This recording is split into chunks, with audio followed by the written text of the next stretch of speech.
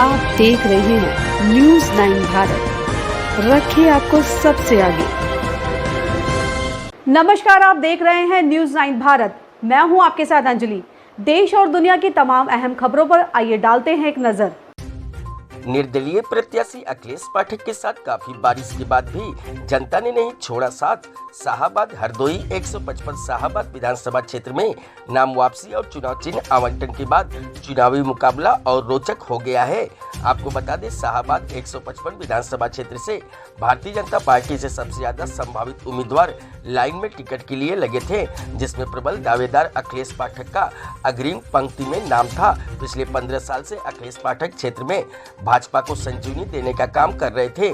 श्री पाठक ने अपनी मेहनत और जनता के बीच प्रेम के चलते दलित, पिछड़ा और ब्राह्मण समाज में जबरदस्त पकड़ बनाई थी।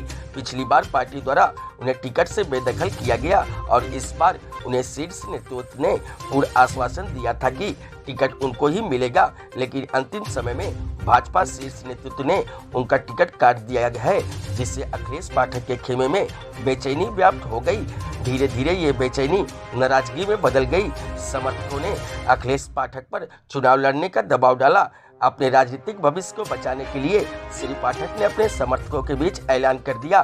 भारतीय जनता पार्टी के कार्यकर्ता और समर्थक ये आस लगाए थे कि भाजपा से विद्रोह करने वाले अखिलेश पाठक निर्दलीय प्रत्याशी के रूप में अपना नामांकन वापस लेंगे, लेकिन सारी कवायदों को दरकिनार करते हुए निर्दलीय प्रत्याशी अखिलेश पाठक चुनाव निशान चकिया चिन्ह प्राप्त किया और रणभेदी बजाकर चुनाव मैदान में पूरे दमखम के साथ आ गए।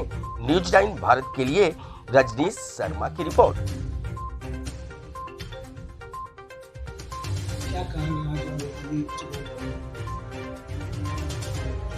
निर्दलीय चुनाव लड़ने का मतलब यहाँ पर जो हमारे भारतीय जनता पार्टी के कार्यकर्ता थे और जो 2017 में विधायक बनाया गया था, तो हमारे कार्यकर्ताओं का इस पीरियड में सम्मान नहीं हुआ और दूसरा तो मेरा टिकट भी कट गया था।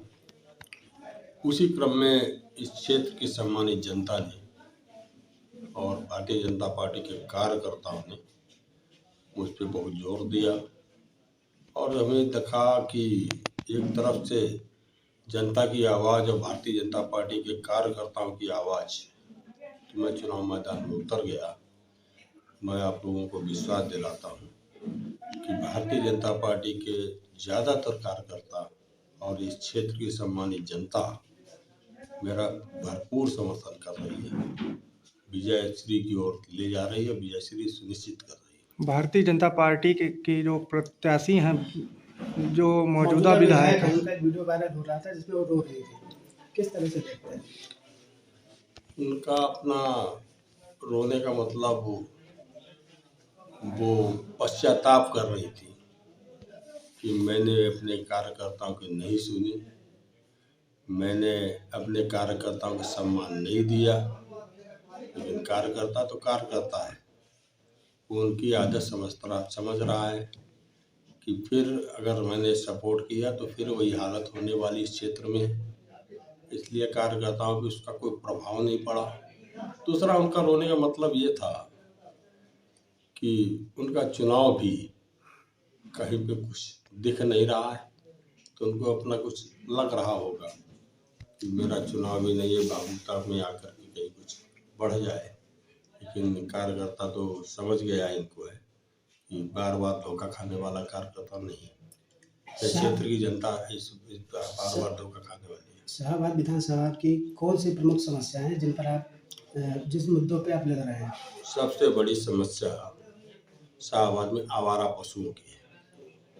आवारा पशु, मैं भी किसान हूँ और मैं रात में भी, आजकल तो चुनाव चल रहा है, रात में भी भ्रमण करता हूँ, तो देखता हूँ जगह जगह पर लोग आग जला करके अपने खेतों की रखवाली कर रहे हैं। लोग सर्दियों में दुबक कर रजाई ओढ़ के घर में रुकते हैं और किसान बेचारा जो है खेत की मेड़ों पे रहते हैं। तो सबसे पहली प्राथमिकता जो हमारी है वो आवारा पशुओं की।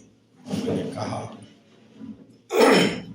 कि आवारा जनप्रतिनिधि बनने के बाद 90 दिन के अंदर आवारा पशुओं की समस्याओं का निस्तारण किया जाएगा।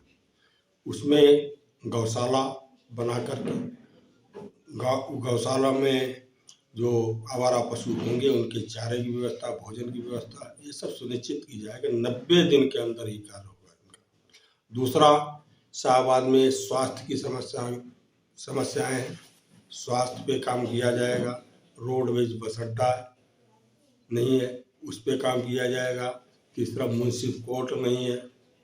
कई हमने देखा है, हमारे अधिवक्ता लोग कई सालों से म्युनिसिपल कोर्ट की मांग कर रहे हैं, वो भी नहीं है, उस पे काम किया जाएगा, उसका निर्माण कराया जाएगा। दूसरा, ये कई आप भी क्षेत्र में रहते होंगे, देखा होगा कई सड़कें जो निर्माण कार्य नहीं हुए, उनका निर्माण कार्य अतिशीघ्र कराया जाएगा। यही प्राथमिकताओं को लेकर मैं चल रहा हूँ। विधायक बन जाने के बाद अहम मुद्दे आपके क्या होंगे जनता के बीच?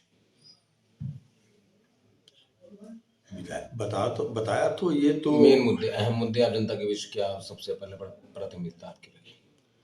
प्राथमिकता कि हमारे क्षेत्र में विकास हो, हमारे क्षेत्र में रोजगार बढ़े, ये कार्य मैं करने का प्रयास करूंगा और करूंगा। मैं एक गांव में कल गया था, सिंगलापुर गाँव। लोगों ने यही कहा कि हमारे ये गांव के लोग जो है बाहर कार्य करने जा रहे हैं, यहाँ पे कुछ कार्य नहीं है। तो ये पूरा प्रयास रहेगा कि यहाँ पर कुछ फैक्ट्रियाँ इस तरीके से कार्य हों जो कि हमारे इस क्षेत्र के जो लोकल लोग हैं उनमें अपना योगदान करें, उनमें नौकरी करें, हमारे क्षेत्र के लोग बाहर न जाएं, इसी क्षेत्र में उनको रोजगार मिले, इस पर पूरा प्रयास हो। और कुछ ठीक है राष्ट्र। ऐसे ही तमाम खबरों के लिए बने रहिए हमारे साथ न्यूज़ 9 भारत पर। अब चाहूंगी इजाजत, नमस्कार।